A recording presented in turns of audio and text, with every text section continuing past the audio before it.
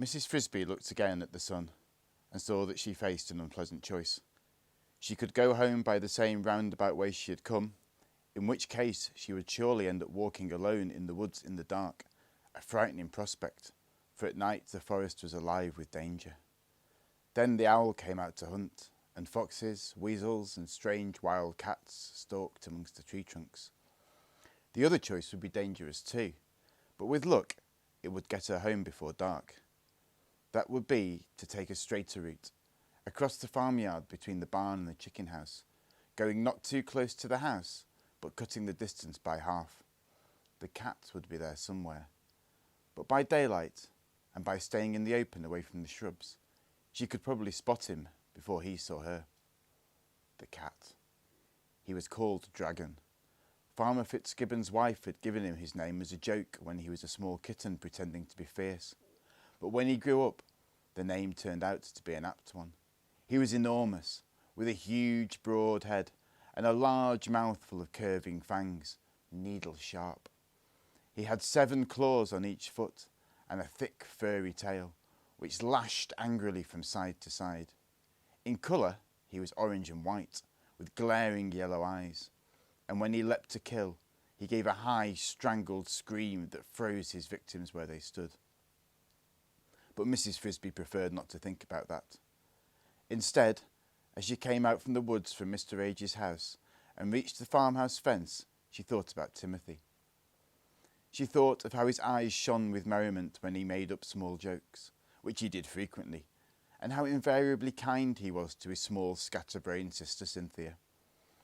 The other children sometimes laughed at her when she made mistakes, or grew impatient with her because she was forever losing things, but Timothy never did. Instead, he would help her find them, and when Cynthia herself had been sick in bed with a cold, he had sat by her side for hours and entertained her with stories. He made these up out of his head, and he seemed to have a bottomless supply of them. Taking a firm grip on her packets of medicine, Mrs. Frisby went under the fence and set out toward the farmyard. The first stretch was a long pasture. The barn itself, square and red and big, rose in the distance to her right.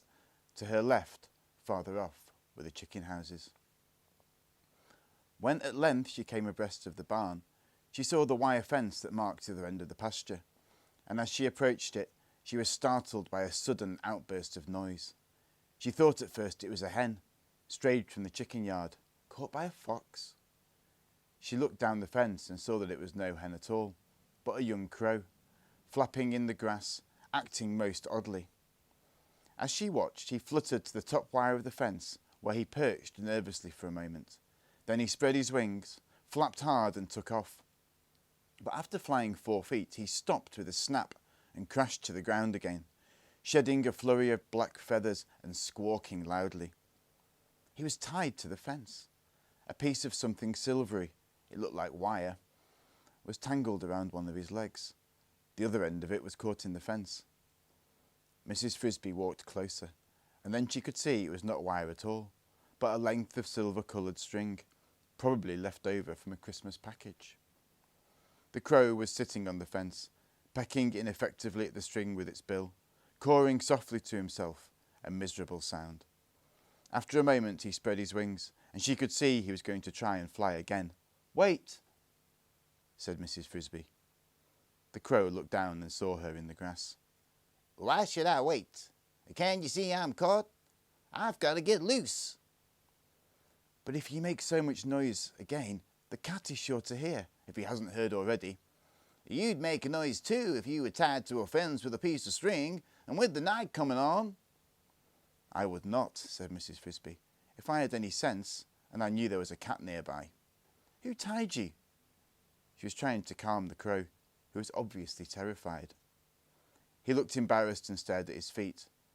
"I picked up the string. It got tangled with my foot. I sat on the fence to try and get it off, and it caught on the fence." "Why did you pick up the string?" The crow, he was very young indeed, in fact only a year old, said wearily, "Because it was shiny." "You knew better." "I had been told." Bird brain, thought Mrs. Frisby, and then she recalled what her husband used to say. The size of the brain is no measure of its capacity, and well she might recall it, for the crow's head was double the size of her own. Sit quietly, she said. Look towards the house and see if you can see the cat. I don't see him, but I can see behind the bushes. Oh, if I could just fly higher. Don't, said Mrs. Frisby. She looked at the sun. It was setting behind the trees. She thought of Timothy and of the medicine she was carrying. Yet she knew she could not leave the foolish crow there to be killed. And killed he surely would be before sunrise, just for want of a few minutes' work. She might still make it by dusk if she hurried. Come down here, she said. I'll get the string off. How? Said the crow dubiously. Don't argue. I've only a few minutes. She said this in a voice so authoritative that the crow fluttered down immediately. But if the cat comes, he said. If the cat comes, he'll knock you off the fence with one jump and catch you with the next. Be still. She was already at work with her sharp teeth, gnawing at the string. It was twined and twisted and twined again round his right ankle, and she saw she would have to cut through it 3 times to get it off. As she finished the second strand, the crow, who was staring towards the house, suddenly cried out, I see the cat! Quiet, whispered Mrs. Frisby. Does he see us? I don't know. Yes, he's looking at me. I don't think he can see you. Stand perfectly still. Don't get in a panic. She did not look up, but started on the 3rd strand. He's moving this way. Fast or slow? Medium, I think. He's trying to figure out what I'm doing. She cut through the last strand, gave a tug, and the string fell off. There, you're free. Fly off and be quick. But what about you? Maybe he hasn't seen me, but he will. He's coming closer. Mrs. Frisby looked around. There was not a bit of cover anywhere near. Not a rock, nor a hole, nor a log. Nothing at all closer than the chicken yard. And that was in the direction the cat was coming from, and a long way off. Look, said the crow. Climb on my back, quick, and hang on. Mrs. Frisby did what she was told, first grasping the precious packages of medicine tightly between her teeth. Are you on? Yes. She gripped the feathers on his back, felt the beat of his powerful black wings, felt a dizzying upward surge and shut her eyes tight. Just in time, said the crow, and she heard the angry scream of the cat as he leapt at where they had just been. It's lucky you're so light. I can scarcely tell you're there. Lucky indeed, thought Mrs. Frisby.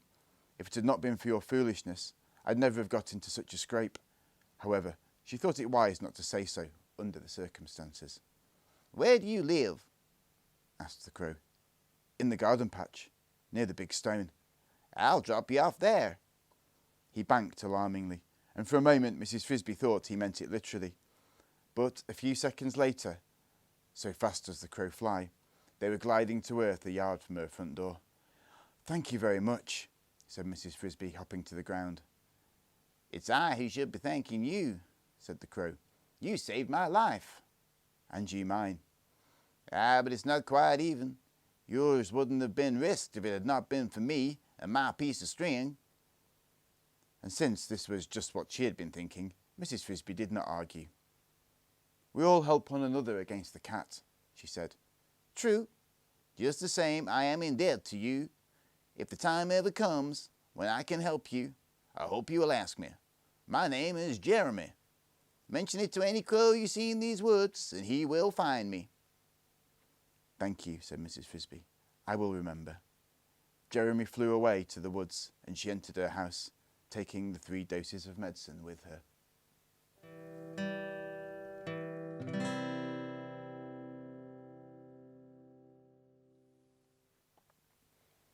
When Mrs. Frisby went to her house, she found Timothy asleep, and the other children waiting, frightened, sad and subdued. He went to sleep right after you left, Teresa said. He's waked up twice, and the second time he wasn't delirious. He said his chest hurt and his head hurt. But, Mother, he seemed so weak he could hardly talk. He asked where you were, and I told him. Then he went back to sleep. Mrs. Frisby went to where Timothy lay, a small ball of damp fur curled under a bit of cloth blanket. He looked scarcely larger than he had when she and Mr. Frisby had carried him to Mr. Ages as an infant, and the thought of that trip made her wish Mr. Frisby were alive, to reassure the children and tell them not to worry. But he was not, and it was she who must say it. "Don't worry," she said. "Mr. Ages gave me some medicine for him and says he will recover." She mixed the contents of one of the packets, a grey-green powder, in water, and then gently shook Timothy awake. He smiled. "You're back," he said in a small voice, as small as a whisper. "I'm back, and I brought you some medicine. Mr. Ages says it will make you all right." She lifted his head on her arm, and he swallowed the medicine. "I expect it's bitter," she said. "It's not so bad," he said. "It tastes like pepper." And then he fell back to sleep immediately. The next morning, as predicted, his fever was lower. His breathing grew easier, and his heartbeat slowed down. Still, that day he slept 7 hours out of each 8. The next day he stayed awake longer, and on the third day had no fever at all, just as Mr. Ages had said.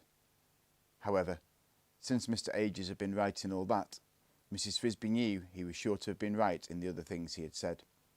Timothy was not really strong yet. He must stay in bed, stay warm, and breathe only warm air. During those 3 days she had stayed close by his side, but on the 4th she felt cheerful enough to go for a walk, and also to fetch some more of the corn from the stump so they could have it for supper. She went out of her front door into the sunshine, and was surprised to find a spring day waiting for her. The weather had turned warm while she had stayed indoors. February was over, and March had come in, as they say, like a lamb. There was a smell of dampness in the air as the frosted ground thawed, and a smell of things getting ready to grow. It made her feel even more cheerful than before, and she walked almost gaily across the garden. And yet, despite the fine warmth of the day, indeed, in a way because of it, Mrs. Frisby could not quite get rid of a nagging worry that kept flickering in her mind. It was the kind of worry that, if you push it out of this corner of your thoughts, pops up in that corner, and finally in the middle, where it has to be faced. It was the thought of moving day. Everybody knows that the groundhog comes up from the deep hole where he has slept away the winter, looks around, and decides if the cold weather is not over, goes back to sleep for another 6 weeks. Field mice like Mrs. Frisby are not so lucky. When winter is over, they must move out of the garden and back to the meadow or the pasture. For as soon as the weather allows, Farmer Fitzgibbon's tractor comes rumbling through, pulling the sharp-bladed plough through the soil, turning over every foot of it. No animal caught in the garden that day is likely to escape alive. And all the winter homes, all the tunnels and holes and nests and cocoons are torn up. After the plough comes the harrow, with its heavy creaking discs, and then the people with hoes and seeds. Not all the field mice move into the garden for the winter, of course. Some find their way to barn lofts, some even creep into people's houses and live under the eaves or in attics, taking their chances with mousetraps. But the Frisbys had always come to the garden, preferring the relative safety and freedom of the outdoors. Moving day, therefore, depends on the weather, and that is why a fine day sent Mrs. Frisby worrying, even as she enjoyed it. As soon as the frost was out of the ground, the plough would come, and that could happen as much as a month earlier or later, 1 year than the last. And the worry was this: if it came too soon, Timothy would not be able to move. He was supposed to stay in bed, and moving meant a long walk across the field of winter wheat, up and down the hill to the brook's edge, where the Frisbys made their summer home. Not only that, the home itself would be damp and chilly for the first few weeks, as summer homes always are, until the early spring turned to late spring, and the nights grew truly warm. This was something that Mrs. Frisby and the children did not ordinarily mind. Moving day, in fact, was normally a gay time, for it marked the end of the grey weather and the frost. It was like the beginning of the summer holiday. But this year, now that Mrs. Frisby had faced the problem, she did not see an answer except to hope that the day would not come too early. In another month, according to Mr. Ages, Timothy would be strong enough. Perhaps she was only borrowing trouble. 1 warm day, she told herself, does not make a summer, nor even a spring. She walked on through the garden and saw ahead of her a small figure she knew.